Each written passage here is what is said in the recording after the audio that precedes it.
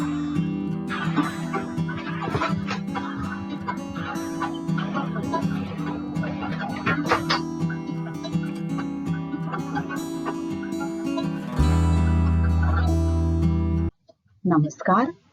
मी निलिमा कदम. पूर्व माध्यमिक शिष्यवृत्ती परीक्षा म्हणजेच इयत्ता 8वी पेपर दुसरा यामध्ये तृतीय भाषा म्हणजेच इंग्रजी हा 50 गुणांसाठी आणि बुद्धिमत्ता चाचणी हा पेपर 100 गुणांसाठी असा असतो. एकूण पेपर दुसरा हा 150 गुणांसाठी असतो. Third language and intelligence test. आपण बुद्धिमत्ता चाचणी हा घटक अभ्यासणार आहोत.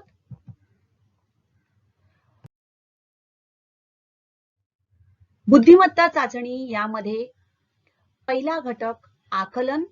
आकलनामध्ये असलेले विविध भाग म्हणजेच त्यातील उपघटक यांचा अभ्यास आपण मागील घटकांमध्ये केलेला आहे.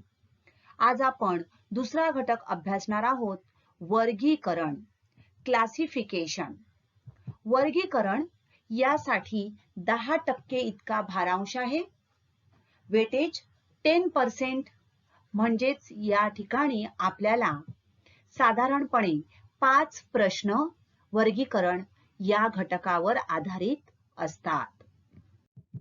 वर्गीकरणातील पहिला घटक आहे 2.1 शब्दसंग्रह. वर्ड्स. शब्दसंग्रह या नावावरूनच तुमच्या लक्षात येईल की शब्दांचा संग्रह जितका आपला अधिक असेल तितक्या प्रमाणात वर्गीकरण या घटकावर आधारित प्रश्न सोडवणे आपल्याला अतिशय सोपे जाणार आहे. आणि म्हणूनच बालमित्रांनो, जास्तीत जास्त शब्दसंग्रह तुमचा वाढविण्याचा प्रयत्न करा. आणि त्यासाठी काय केलं पाहिजे? तर वर्गीकरण आणि शब्दसंग्रह या उपघटकामध्ये प्रश्न दिलेला जो असतो त्या प्रश्नामध्ये समान गुणधर्म असणाऱ्या 3 शब्दांचा एक गट तयार होतो. चौथा शब्द मात्र तो गुणधर्म दाखवत नाही. तर अशा प्रकारे आपल्याला 4 शब्द दिलेले असतात. या 4 शब्दांपैकी या 3 शब्दांमध्ये निरनिराळ्या बाबींमध्ये समान गुणधर्म असू शकतात.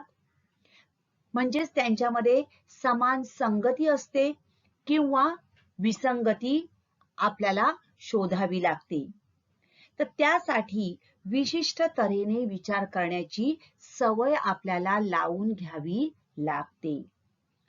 थोडक्यात वर्गीकरण या प्रकारच्या प्रश्नामध्ये समान गुणधर्म असणाऱ्या बाबींचा एक गट दिलेला असतो आणि एक बाब इतर बाबींपेक्षा वेगळी असते, ती आपल्याला शोधायची असते.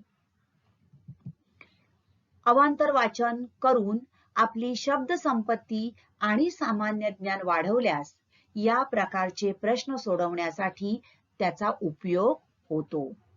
एक लक्षात घ्या, वर्गीकरण या घटकामध्ये भाषा, सामान्य विज्ञान, इतिहास, भूगोल, कला, तंत्रज्ञान अशा प्रकारे विविध विषयांवर आधारित काही शब्द एकत्र केले जातात. म्हणजे शब्दसंग्रह तयार केला जातो आणि त्यांच्यामध्ये आपल्याला वेगळा असणारा शब्द शोधायचा असतो.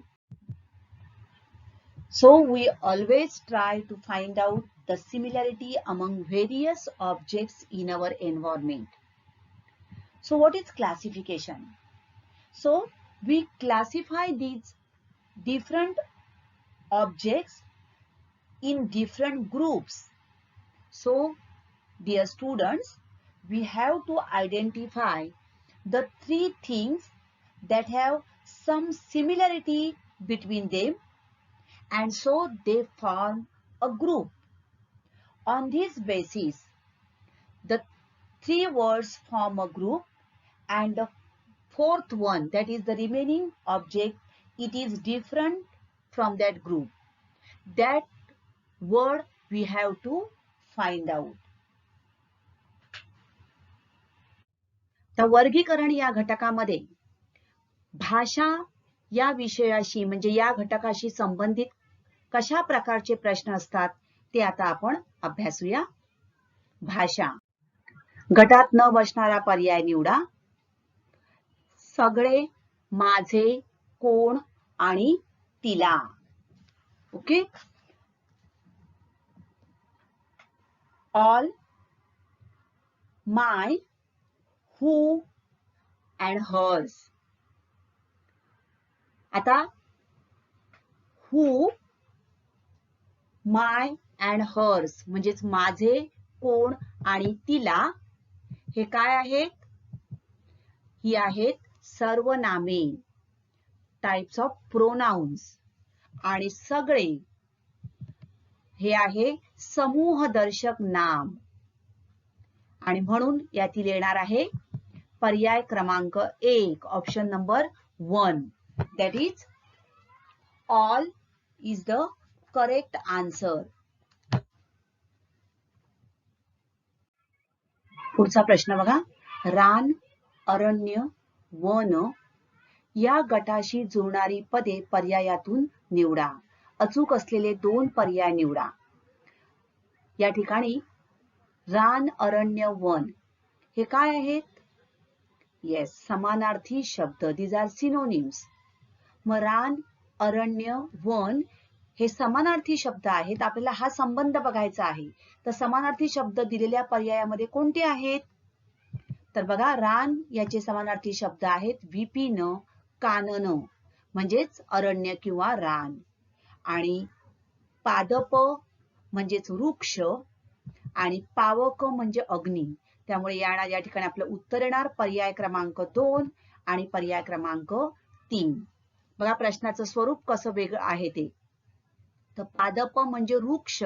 वृक्ष म्हणजे या ठिकाणी एकच वृक्ष, अनेक वृक्ष नाहीत. आणि म्हणून अचूक पर्याय येणार आहे 2 आणि 3.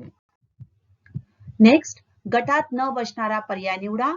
क्रियापद, सर्वनाम, अलंकार, विशेषण, व्हर्ब, प्रोनाउन, मेटॅफोर अँड ऍडजेक्टिव्ह. आता क्रियापद, सर्वनाम आणि विशेषण, verb, pronoun and adjective, these are the parts of speech. शब्दाच्या जाती आहेत. बरोबर. परंतु अलंकार, मेटॅफोर, तर अलंकार म्हणजेच काय? तर फिगर ऑफ स्पीच. तर या अलंकार असा एक शब्द वापरला जातो की त्यामुळे त्या शब्दाच्या अर्थाचं सौंदर्य खुलतं. तर जाती या शब्दावरून आपल्याला शब्दाचं त्या कार्य समजतं. बरोबर. क्रियापद म्हणजेच व्हर्ब, तर कार्य काय? तर वाक्याचा अर्थ पूर्ण करणे. तर क्रियापद हा असा एक शब्द झाला की त्यामुळे आपल्याला त्या शब्दामुळे कार्य समजतं, जातो, आपल्याला कार्य समजतं. परंतु अलंकार हा आहे फिगर ऑफ स्पीच.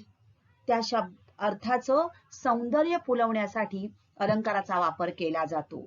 आणि म्हणून उत्तर येणार पर्याय क्रमांक 3, that is मेटॅफोर.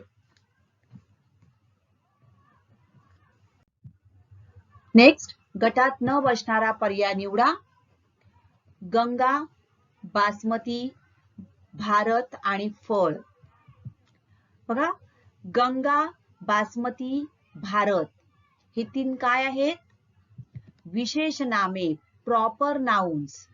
whereas fruit, that is फळ, is a common noun, सामान्य नाम आहे. फळ हे सामान्य नाम आहे आणि इतर 3 विशेष नामे आहेत. त्यामुळे उत्तर येईल पर्याय क्रमांक 4.